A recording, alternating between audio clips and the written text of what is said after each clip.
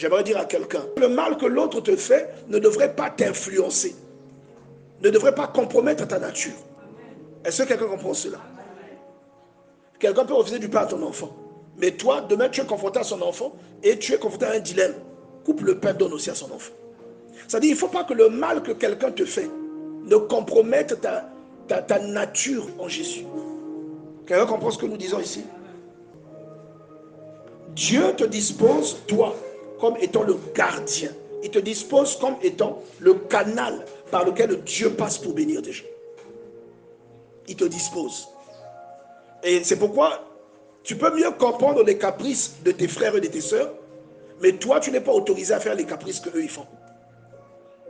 Tu peux mieux comprendre que ton frère te fasse un acte, pose un acte qui te blesse, mais toi, tu ne peux pas poser cet acte-là.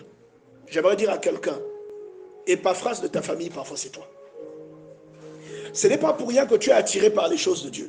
Amen. Tu es parfois, toi qui m'écoutes, toi qui es ici, l'Épaphras de ta famille. La preuve. Toi tu es là, mais est-ce qu'il n'y a pas d'absent? Quelle est cette volonté qui t'anime? La Bible dit,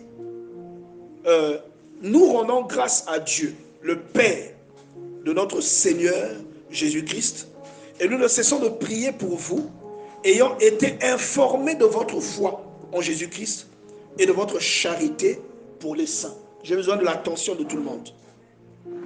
Et de votre charité pour les saints. À cause de l'espérance qui vous est réservée dans les cieux, et que la parole de la vérité, la parole de l'évangile vous a précédemment fait connaître. Il est au milieu de vous et dans le monde entier. Il porte des fruits et il va grandissant, comme c'est aussi le cas parmi vous, depuis le jour où vous avez entendu et connu la grâce de Dieu conformément à la vérité. D'après les instructions que vous avez reçues d'Épaphras, notre bien-aimé compagnon de service, qui est pour vous un fidèle ministre de Jésus-Christ. J'aimerais vraiment que nous lisons à partir du verset 12. La Bible dit, rendez grâce au Père qui vous a rendu capable d'avoir part à l'héritage des saints dans la lumière. Cette parole nous enseigne que les saints, c'est-à-dire les élus, ont un héritage. Qui comprend ce que je dis? Cette parole est en train de nous dire que les élus ont un héritage. C'est-à-dire aujourd'hui, quand je regarde Lise, vouloir ou pas, elle a un héritage. Et c'est pourquoi tu peux mieux comprendre que ton frère te pose un acte qui te blesse, mais toi, tu ne peux pas poser cet acte-là. Tu peux mieux comprendre les caprices de tes frères et de tes sœurs, mais toi, tu n'es pas autorisé à faire les caprices qu'eux, ils font.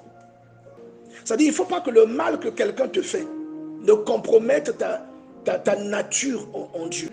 Est-ce que vous comprenez ça? Parfois, ce que Dieu nous donne est à côté de nous, mais nous ne le voyons pas. Ce sont des choses qui peuvent révolutionner votre foi.